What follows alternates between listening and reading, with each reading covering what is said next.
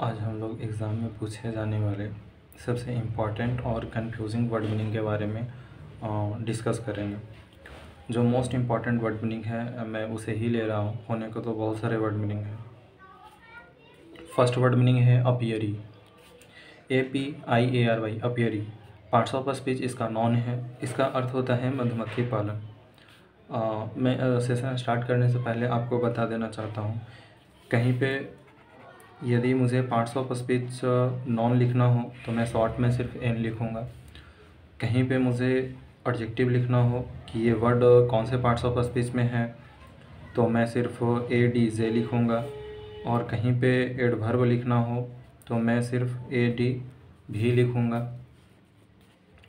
और वर्ब लिखना हो तो मैं सिर्फ भी लिखूँगा। अभी इन्हीं चार के ज़्यादा यूज़ होंगे, बाकी फिर जैसे जैसे आएंगे हम लोग फिर उससे भी डिस्कस करेंगे। तो कंफ्यूजिंग वर्ड मीनिंग पहले देखते हैं। एक है apiary, APIARY, apiary parts of speech noun है, इसका अर्थ होता है मधुमक्खी पालन। उसके बाद आता है अभियरी, AVIARY, अभियरी, इसका पार्ट्स ऑफ स्पीच नॉन है, इसका अर्थ होता है चिड़िया खाना, चिड़िया खाना। उसके बाद आता है अवफुल, AWFUL, अवफुल, पार्ट्स ऑफ स्पीच इसका एडजेक्टिव है, इसका अर्थ होता है भयानक। उसके बाद आता है ऑसम, AWESOME,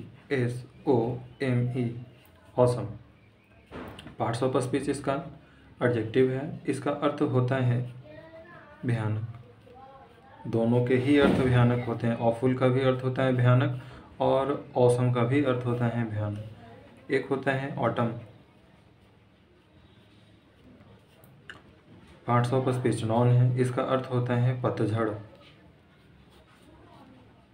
का मौसम। उसके बाद है, इसी में मैं लास्ट में AL लगाऊंगा, ऑटमनल। तो ये क्या बन जाएगा, एडजेक्टिव बन जाएगा। इसका पार्ट्स ऑफ स्पीच एडजेक्टिव हो गया और इसके हिंदी अर्थ होंगे अधेड़ उम्र का व्यक्ति, अधेड़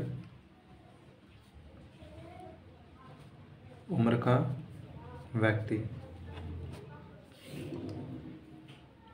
उसके बाद है astrology, parts of speech noun है, इसका हिंदी अर्थ होता है ज्योतिष शास्त्र।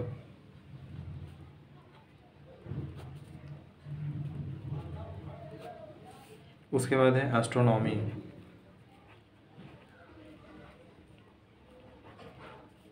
पार्ट्स ऑफ स्पीच नॉन है, इसका हिंदी अर्थ होता है खगोल विज्ञान।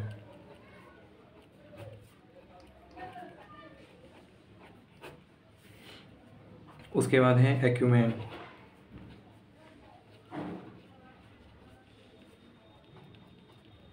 तेज बुद्धि या विवेक भी कह सकते हैं। उसके बाद होता है एक्विटी, ACUITY, एक्विटी, ये भी पार्ट्स ऑफ स्पीच इसका नॉन है, इसका हिंदी अर्थ होता है तीव्रता। उसके बाद आता है एक्वायरमेंट, ACQUIREMENT, एक्वायरमेंट, इसका हिंदी अर्थ होता है कौशल। कुछ वर्ड मीनिंग जो मैं लिखूं आपको ना पता चले तो मैं बोल करके भी लिख रहा हूं, मेरी बातों को आप ध्यान से सुनिएगा तो आप उसे भी लिख पाने में सक्षम हो पाइएगा। बाकी मैं इसका PDF भी आपको प्रोवाइड करवा दूंगा।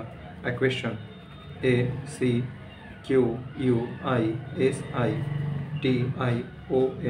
Equation, parts of speech noun है, इसका हिंदी अर्थ होता है उपलब्धि।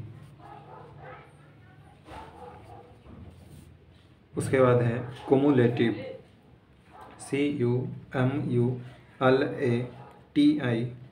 कुमुलेटिव, पार्ट्स ऑफ इसका स्पीच एडजेक्टिव है, इसका हिंदी अर्थ होता है लगातार।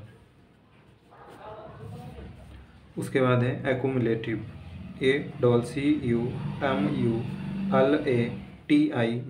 एक्यूमुलेटिव, पार्ट्स ऑफ स्पीच इसका एडजेक्टिव है, इसका हिंदी अर्थ होता है संचित। The next one is abdicate. Parts of speech इसका वर्ब है, इसका हिंदी अर्थ होता है पद या सिंहासन का त्याग करना। पद या सिंहासन का त्याग करना। उसके बाद है एब्रोगेट।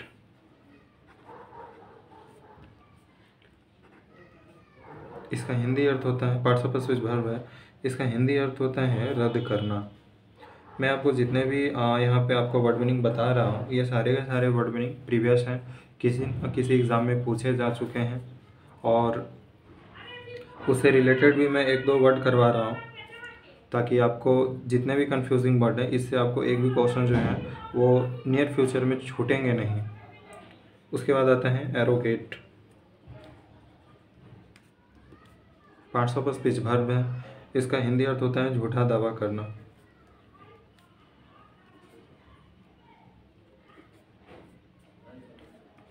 एक और वर्ड है एरोगेट से मिलता जुलता ही है, डेरोगेट। पार्ट्स ऑफ स्पीच इसका वर्ब है, इसका हिंदी अर्थ होता है मान घटना। उसके बाद है assassinate, ASSINATE, assassinate. Parts of speech इसका वर्ब है, इसका हिंदी अर्थ होता है राजनैतिक।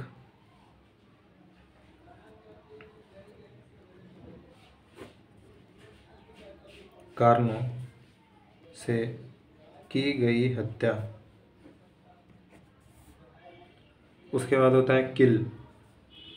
तो ध्यान रखिएगा किल और एसेसिनेट में क्या फ़र्क है। इसका हिंदी एसेसिनेट का होता है राजनीतिक कारणों से हत्या, जबकि किल एक पार्ट्स ऑफ स्पीच है वर्ब, जो कि इसका सिंपल अर्थ होता है हत्या करना।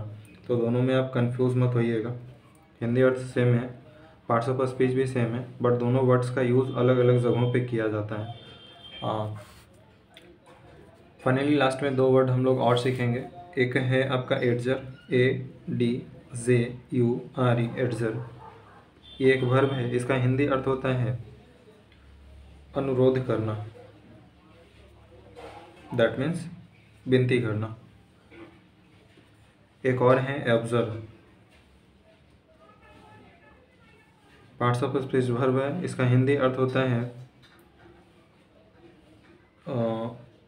दावा छोड़ना, या दावा की जगह पे आप लिख सकते हैं अधिकार छोड़ना।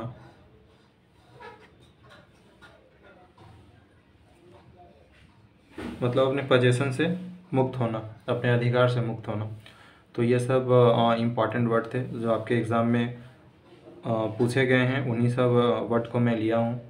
आप इन्हें रिमेंबर कर लीजिएगा, और मैं इनका PDF भी आपको जल्द से जल्द प्रोवाइड करवा दूंगा, और आप चाहो तो इसका एक स्क्रीनशॉट भी आप ले सकते हो। धन्यवाद।